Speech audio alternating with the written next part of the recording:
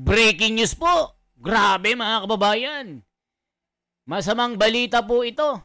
Isang kontraktor pinagbababaril habang papunta sa kanyang quarry site. Naku po mga kababayan. Ano kayang dahilan bakit binaril at pinatahimik itong isang kontraktor na ito? Ang sabi po ng mga comment mga kababayan, baka daw maikanta yung malaking isda.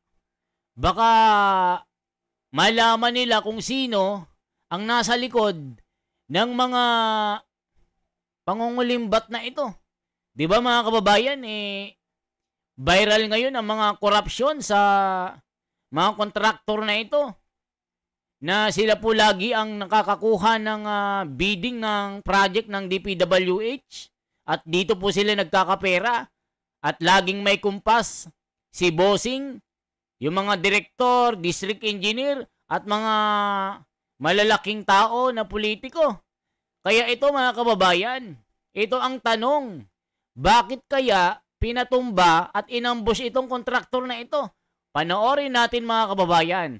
At mamaya po, pagkatapos po ng video, magbibigay po tayo ng mga birada dito.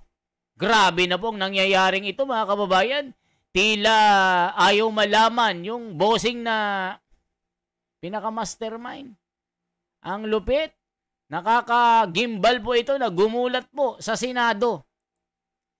Ito po mga kababayan. Panoorin po natin.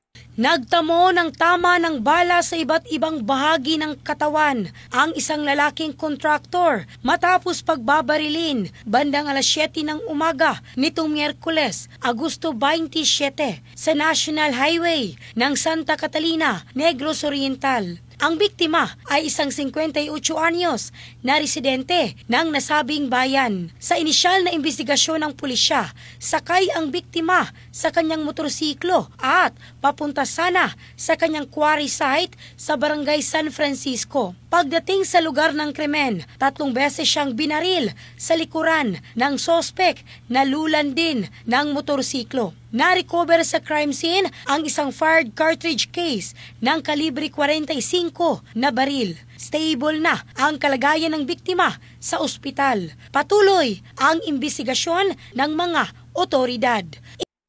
O yan mga kababayan, buti na lang hindi napuruhan ito. Buti kanyo mga kababayan, hindi na maalam.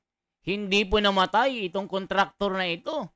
Ano kaya ang dahilan mga kababayan?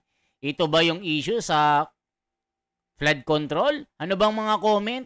Naku po mga kababayan, nakakagimbal ito. Ito po mga kababayan yung comment to. Ito po yung mga comment dito. Para di malaman kung sino tumatanggap ng kickback o payola, sabi ni Dang Midang. Delikado yung mga kontraktor ng flood control. Pinapatumba ni bossing. Naku po mga kababayan. Napakalupit na balita ito. So ano pang sinasabi ng mga balita? Ito pa po mga kababayan kontraktor pinagbababaril na. Marcoleta may isisiwalat. Nakakagulat. Torre may relasyon kay Dilima. Naku po mga kababayan, yan yung balita. Anong sabi dito mga kababayan? Nagmamahalan ng mga parehong demonyo. Sabi ni Romeo Salarda Salmo. Pinapapatay na sila kasi may alam sila. Kawawa naman, baka daw sabihin kung sino-sino ang mga utos sa kanila. Hala ka. Sila, mga bobo, laban sila, ang mga loko-loko. Didikit sa mali para sa kampihan blues. Yan ang ugali ng takot. Harapin ang katotohanan, sabi ni Junel.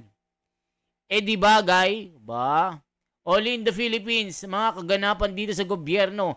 Ngayon, kawawa ang mga walang totoong proteksyon, mga nasa mataas sa posisyon, takot na mabunyag ito. Ngayon, ang gagawin o umpisan nila, linisin ang ebidensya para wala nang makitang kawawang pobre. O, tignan nyo mga kababayan. O ito po yung mga comment sa Net25 po. Sugatan ng isang 58 anyos na kontraktor at engineer matapos pagbabarilin sa Santa Catalina, Negros Oriental ngayong Agosto 27. Ayon sa pulisya, sinundan siya ng suspek sakay ng motorsiklo at pinagbabaril ng 3 beses dahilan upang matumbang biktima. Nagtamo siya ng tama sa likod at tagiliran at kasalukuyang nagpapagaling sa hospital. Pinaghahanap pang suspek na agad nakatakas. Ito po ang balita po ng Net25. So tignan po natin yung mga, ito po mga kababayan, no? Nakita nyo po, yan po. Talagang ang tindi po ng nangyari dito. Ito yung comment. Squid Game, DPWH Edition, Player 1001 eliminated. Yan ang sabi, oh. Baka pinapatumbay ang mga kontraktor ng politikong kabisnes, deal, at baka ikanta ang mga anomalya ni Mr. Paul Politico. Grabe. Simula ng pagliligpit ng mga kontraktor para di makapag-ingay sa Senado. Sabi ni David Villaluna, clean up drive, nililinis ang mga daluyan ng tubig. Nako po, grabe, sabi ni KDiso. Baka magkalaglagan na kung hindi pinapatahimik habang buhay. Ayan na, pinapatahimik na. Marami na siguro alam. Nako po mga kababayan. Ito na po ang sinasabi. Kumanta na kayo habang buhay pa kayo. Sabi ni Efren Jusa. Sabi naman ni Henerio, unahan nyo na yung isa sa tingin nyo. Ipapaligpit kayo. Sabi naman ni Minson Rod, ituro mo na, kuya, para may managot. Clearing operation, sabi ni Joseph Soriano. Nag-uumpisa na ang galit sa mga kontraktor. Death penalty law na lang talaga ang solusyon dito sa Pilipinas, sabi ni Evangelista Sue. Basta may itinanim, may aanihin, ang saya-saya. Imelda Sutasio. Dapat ikanta ng lahat yung sangkot dyan sa Bongres. Grabe mga kababayan. Para hindi makapagsiwalat sa mga nalalaman. Nako po, nag-uunahan ng maglinis. Mga ugat para hindi magalaw ang puno. Nako po, mga kababayan ko. Grabe ang mga nangyayaring ito. Nililinis na nila ang mga sagabal. Yung mga kontraktor, pinapatumba na. Huwag naman magpatayan, lumantad na lahat ng kontraktor para may proteksyon kayo. Sabi ni Romel Santos. Para itumba para wala nang magsasalita na may suhol kay Com. Nako po. Anong kontraktor kaya ito sa lugar namin to? Grabe, Arben Belista Agir. Nako, patayan na. Nagpapapatayan na kasi ayaw nilang mabulgar si boss, sabi ni Fajardo Cheng. Hala, kontraktor, boss Jer Lucas. Nako po, tigbas mga kontraktor, baka magturo ng congressman. Ayan na mga kababayan. Yan po ang sinasabi ng mga balita ngayon. Napakalupit. Kontraktor, ito po mga kababayan, ito yung video. Sa National Highway sa Sitio Uman, nagbabaril ay, wait lang mga kababayan. ang isang 58 taong gulang na engineer at contractor. Nagbabaril ang isang 58 taong gulang na engineer at contractor sa National Highway sa Sitio Umano, Barangay San Francisco sa lungsod ng Santa Catalina sa Negros Oriental ngayong araw ng Miyerkules, Agosto 27, 2025. Kinilala ang biktima na si Engineer Angelito Uy Mendoza na residente sa nasabing lugar na papunta sana sa isang quarry site nang pagpapaulanin ito ng bala sa mga hindi pa kilalang mga sospek sakay ang isang itim na motorsiklo habang nagmamaneho din ito ng motorsiklo ang biktima. Ayon sa inisyal na investigasyon ng pulisya sa eksklusibong panayam ng Bombo Radio Cebu, kang Police Lieutenant Stephen Polinar, ang spokesperson ng Negros Oriental Police Provincial Office, isang kalibre 45 na baril ang ginamit sa pangyayari, base na rin sa mga empty shells na na-recover sa crime scene. Dagdag pa na isinaysay din ng opisyal na nasa stable na kondisyon ang biktima matapos ang pangyayari. Kasalukuyang pang nagpapatuloy ang investigasyon na inilusan ng mga otoridad sa nasabing pangyayari kung saan isa sa mga anggulong tinitingnan nila ay isang posibleng alitan sa lupa ang punot dulo ng krimen. O yan mga kababayan, sinabi lang na away ng lupa ito.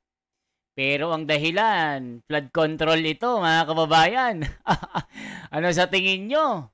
Ganyan po parang pelikula ito. tatabasin nila at papatahimikin nila yung mga yung maliliit. Pero yung amo, sinisave nila mga kababayan. Naku, parang cartel po ito mga kababayan. Ano sabi ng pulis? Around 2 to 3 kilometers away from the quarry site, someone approached him from behind and then shot him 3 times at the back. This led to him fall together with his motorcycle, and the suspect fled. He was brought to Bayawan City District Hospital, and as of now, he is stable and he is now transported to Silliman University Medical Center for further medical assistance. Mula rito sa Bombo Radio Cebu, ito si Bombo Kenapor ng Bombo Radio Philippines, the #1 most trusted source of news and information. O yan po mga kababayan. So makikita po natin, napakalupit. Talagang, naku po, anong mga comment? Engineer at contractor pinagbababaril ng hindi pa nakikilalang suspect.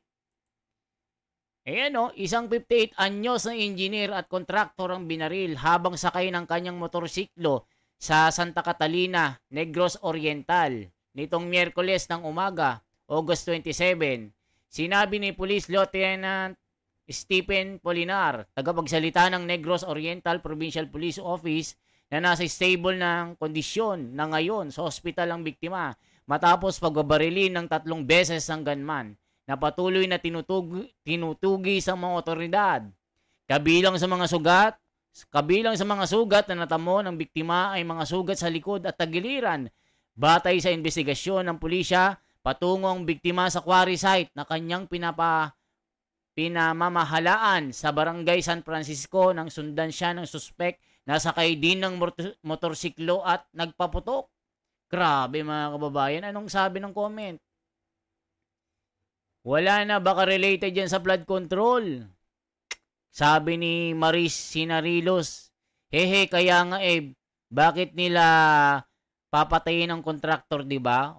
Kaya nga kabahan na lahat sila para walang leak. Yan, grabe nangyayari sa mundo ngayon. Pinapatahimik na mga kontraktor. Ang tindi po mga kababayan. Yan po ang mga nangyayari ngayon na mga balita. Pinapatahimik na nila ang mga kontraktor para po hindi maikanta yung malaking isda dito. Mga kababayan, anong masasabi nyo dito? Ang tindi po ng mga balitang ito dahil po akala natin biro-biro lang yung mga ganitong issue na involved po ay pera. Parang cartel po ito, isang malaking sindikato na binubuo ng mga malalaking organisasyon. Isipin nyo, sangkot po ang mga malalaking politiko. Nasa posisyon mga kababayan, karamihan po congressman. Wala pa tayong nakikitang nagigisang congressman. Ang nakikita natin, contractor. Lahat po ng mga ipapatawag po sa September 1, pag hindi pumunta mga kababayan, ay ipapa-aresto po ng Senado. Nag-issue na po ng subpoena si Senador Marcoleta at si Chis Escudero. Pag hindi pumunta, obligado na ipapadampot sa mga pulis. Kaya yung mga hindi pupunta, pumunta kayo para linisin yung pangalan nyo. Kung malinis kayo, di maganda. Kung hindi, magdusa kayo. Kagaya dito kay Diskaya, nagyabang ng nagyabang. Ipinagyabang yung kanyang 40 ng mga sasakyan, mga imported, na sinisilip din ng Bureau of Custom at BIR kung nagbabayad ito. Kung may mga papeles ba ito. Diba mga kababayan, pati LTO. Baka i-raid itong bahay na ito. Inaayos pa yung mga dokumento mga kababayan, di ba? So napaka matinding balita ito. Ano masasabi natin mga kababayan? Talagang hindi talagang kagimbal-gimbal ang mga nangyayari. Ayan mga kababayan Dapat ikanta ng lahat yung sangkot dyan sa para malaman daw kung merong congressman. O di ba? Sa Bungero out, contractor in, sabi ni Patrick Gel Cartilar. Naku, magsalita na kayo mga kontraktor, wala na kayong choice. Papatayin din lang kayo. Gumawa na kayo ng tama, pumanig na kayo sa gobyerno. At sa tingin ko yan ang tamang advice sa inyo, sabi ni Harry Bustamante Hilario. Lahat ng mga kontraktor na may padrinong politikong magnanakaw, magsalita na kayo bago kayo matimbog ng mga hitman ng mga politikong magnanakaw, sabi ni Larry Largo. Second life mo na yan, dapat kumanta ka na. Sinong mga kurakot na nalalaman mo? Sil Batulan. Sigurado may bumili ng armored car. Kumanta na kayo bago pa nila hugutin plug ng loudspeaker. Video okay pala. Ayan, mga kababayan. Mga kontraktor, ikanta na ninyo mga politiko na mga nakinabang sa pera ng bayan bago kayo may patumba ng mga politikong kabisnes ninyo. Sabi ni Alexander Valdecantos Hilario. Sabi naman ni Ananias Justan, kawawa ka engineer, gusto ni politician, di ka makapagsabi, kaya ngayon pinatumba ka. Second life mo na yan, kaya kumanta ka na kay Marcoleta. Sabi niya, Ernesto Encong, mga kontraktor, magtatago na kayo. Mga bossing nyo, yayariin na kayo. Papatayin na kayo. Yan na mga kababayan. Yan ang mga sabi ng mga komento. Buti di natuluyan. Pinatatahimik na siguro ng mga korap na nasa likod ng anomalya. Pag galing nyo, mag-witness na kayo. Poprotektahan kayo ni Marcoleta at iba pang mga senador. Sabi ni JC Torrevillas. O mga kababayan, yan po ang ating balita. Yan po ang ating balitang-balita ngayon. Isang kontraktor, pinatumba, pinagbababaril ng riding in tandem. Buti na lang mga kababayan, second life. Tinamaan po ng basyo ng 45-45. Nasa hospital at okay na daw siya. Critical pero maayos na ang kanyang lagay. Stable na po. Kaya mga kababayan, isa po itong babala sa mga kontraktor na kumanta na po kayo habang maaga pa. Habang humihinga pa kayo. Habang may panahon pa. Magbago na kayo. Pumanig na kayo sa gobyerno kasi mabibigyan kayo ng proteksyon. Kung hindi kayo kakanta, uubusin kayo ng mga amo nyo. Parang malaking kartel po ito mga kababayan. Kaya anong masasabi nyo po? Anong masasabi nyo po sa mga nangyayaring ito? Sipag at tiyaga, kwento ng tagumpay ng mga diskaya. Yun pala, galing pala sa nakaw.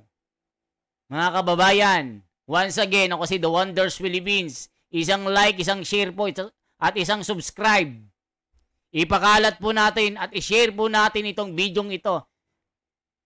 Suportahan po natin ang gobyernong ito.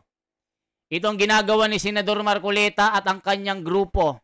Itong Blue Ribbon Committee. Tulungan po natin para may managot sa ginawa nilang pagnanakaw sa pera ng bayan. Salamat po ng marami. Kayo naman po ang mag-react dito. Ipakalat nyo po sa buong mundo ito, mga OFW, mga kababayan abroad. Saan mang dako ng mundong ito na inaabot ng ating video. Parang awa nyo na. Tumulong po tayo sa pagpapakalat na ito para matulungan natin ang gobyerno para masugpo, mapanagot ang mga buhaya. Salamat po.